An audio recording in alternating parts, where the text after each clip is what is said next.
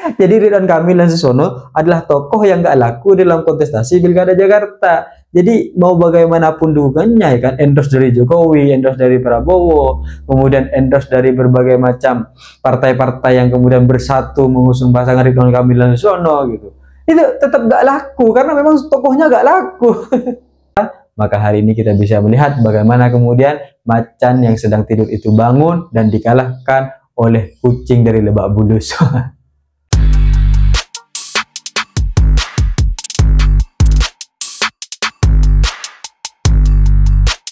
Hai korban ghosting, mau seberjuang apapun kalau pada akhirnya bukanlah kita orang yang dicintai, maka ya kita tidak akan pernah diterima dan cinta kita akan selalu ditolak. Ini persoalannya nanti kepada apakah kemudian kita ini menjadi orang yang layak diterima dan laku diterima atau enggak gitu. Kalau enggak, mau seberjuang apapun, kalau bukan kamu yang dicintai atau kamu yang menjadi pilihan dan prioritas, ya maka kamu tidak akan pernah berada dalam kekasih, pernah berada dalam hati sang kekasih.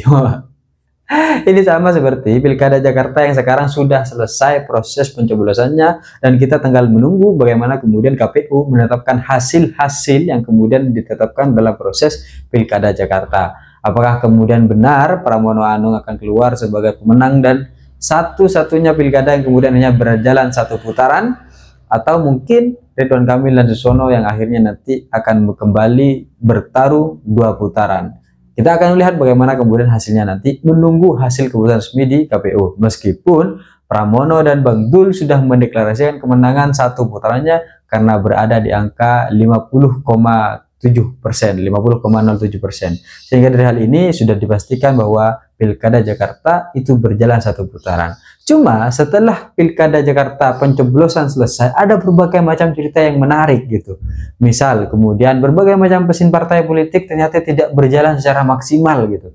Berbagai macam kader-kader yang kemudian berada dalam Kimples itu tidak maksimal untuk kemudian memenangkan yang namanya Ridwan Kamil dan Susono gitu.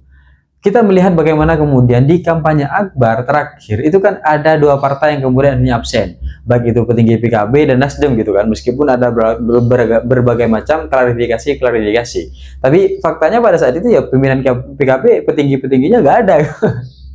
Ini yang kemudian akhirnya mungkin mesin partai dalam Pilpres itu tidak berjalan dengan baik, tidak berjalan dengan optimal. Namun hari ini ada pernyataan yang cukup lucu dari Jazilul Fawait. Dia mengatakan bahwa mesin partai ini sudah berjalan secara optimal, kita sudah bekerja, bahkan sampai juga keluar uang katanya. Tapi kalau memang yang dijual ini gak laku, mau seberjuang apapun ya gak bisa. Jadi dia hanya ingin bilang bahwa sebenarnya Ridwan Kamil dan Susono ini adalah tokoh politik yang gak laku di Jakarta. Jadi gak bisa diperjuangkan seperti apapun, sekuat tenaga apapun, ya tetap akan kalah gitu.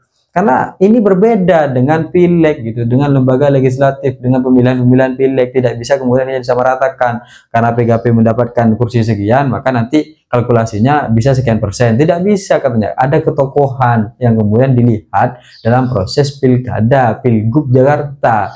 Kalau akhirnya tokohnya ini gak laku, ya gak akan menang. Jadi Ridwan Kamil dan Susono adalah tokoh yang gak laku dalam kontestasi Pilkada Jakarta. Jadi mau bagaimanapun dukungannya, ya kan, endorse dari Jokowi, endorse dari Prabowo, kemudian endorse dari berbagai macam partai-partai yang kemudian bersatu mengusung pasangan Ridwan Kamil dan Susono gitu. Itu tetap gak laku karena memang tokohnya gak laku. Ini ibarat makanan yang kemudian ini sudah busuk sebenarnya, akhirnya ya udah siapa aja kemudian akhirnya mau beli makanan kalau sudah kadaluarsa, nggak laku ini itu.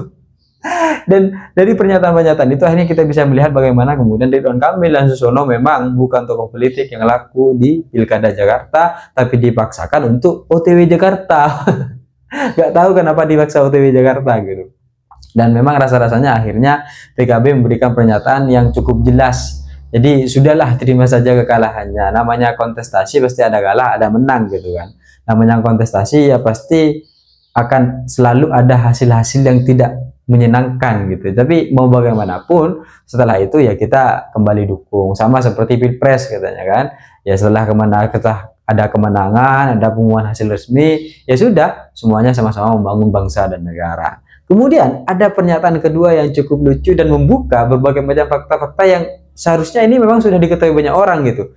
Dan ini menjadi validasi bahwa memang kalau ada tudingan-tudingan katanya kan terkait dengan pengerahan aparatur ya itu biasa katanya. Terkait dengan politik uang, ya itu memang biasa. Dan saya yakin juga di berbagai macam daerah itu juga ada katanya.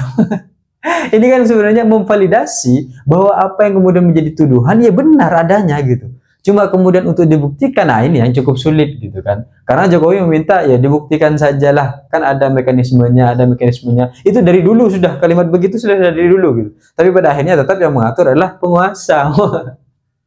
Jadi Mas Jazilul Fawait ini mengatakan bahwa ya benar memang kalau akhirnya memang ada tuduhan-tuduhan semacam pengerahan aparat, politik uang, ya benar memang. Bahkan saya juga meyakini bahwa di daerah-daerah lain juga ada. Ini kan memvalidasi berbagai macam bentuk kecurangan yang dilakukan selama ini, berbagai macam bentuk pengerahan aparat yang disampaikan selama ini, iya benar adanya, itu benar gitu.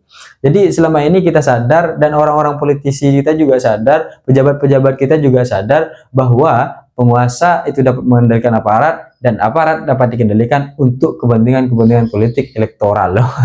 Maka jangan heran kalau akhirnya hari ini dalam proses pilkada serentak Gerindra mampu memimpin atau memenangkan berbagai macam kontestasi-kontestasi yang ada gitu, mampu memenangkan berbagai macam pemilihan-pemilihan yang kemudian ada gitu dalam proses pilkada serentak. Jangan heran gitu.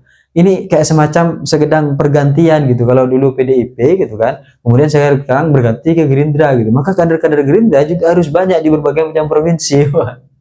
Karena Gerindra sudah lama kan. Sehingga akhirnya ini mungkin yang kemudian akhirnya menjadi memang ada semacam pengerahan-pengerahan demikian.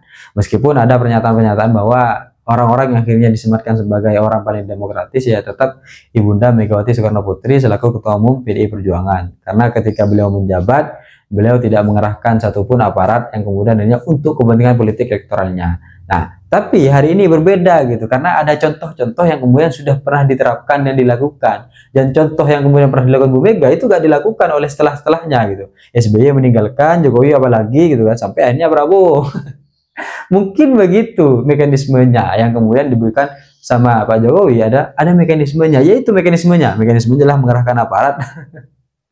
Meskipun pada akhirnya berbagai macam upaya itu sudah dikerahkan mati-matian gitu kan, sudah dikerahkan seberjuangnya, sepenuhnya, sekuat-kuatnya, tapi pada faktanya Ridwan Kamil dan Suswono adalah tokoh yang tidak laku di Pilkada Jakarta, sehingga apapun yang kemudian dilakukan, mau bagaimanapun yang kemudian dikerjakan, tetap akan sampai pada nama kekalahan.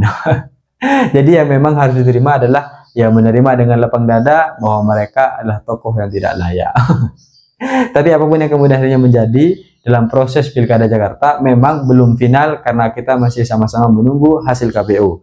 Tapi dari apapun itu kita sama-sama mengucapkan terima kasih kepada seluruh masyarakat karena akhirnya tidak ada politik identitas yang kemudian terjadi di Pilkada Jakarta dan terjadi berbagai macam persatuan-persatuan. Akhirnya kita melihat bagaimana kemudian politik membuat kita berpecah belah, tapi satu sisi juga politik buat kita bersatu. Tapi apapun itu, kita lihat semoga apapun yang kemudian terjadi memang adalah kehendak rakyat, memang adalah kebutuhan dan kesejahteraan rakyat.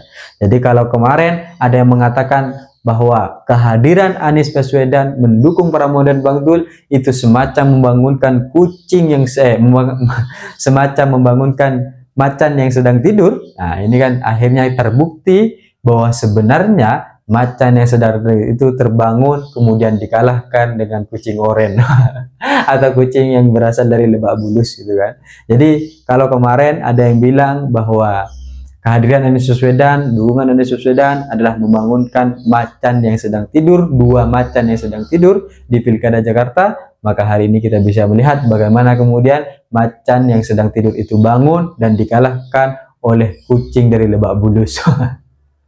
Ya kan, kalau dulu ada yang bilang juga bahwa ini adalah macan Asia tapi akhirnya ompong di Jawa Tengah. Ini kan macam-macam gitu, kalimat-kalimat kesan itu macam-macam. Tapi apapun itu, kita lihat hasil bersama bahwa Pilkada Jakarta telah menemukan pemimpinnya dan ini adalah kemenangan masyarakat Jakarta. Saya pikir itu cita-cita saya ingin seperti Gibran, tapi saya sadar diri dan sadar posisi. See you, korban ghosting.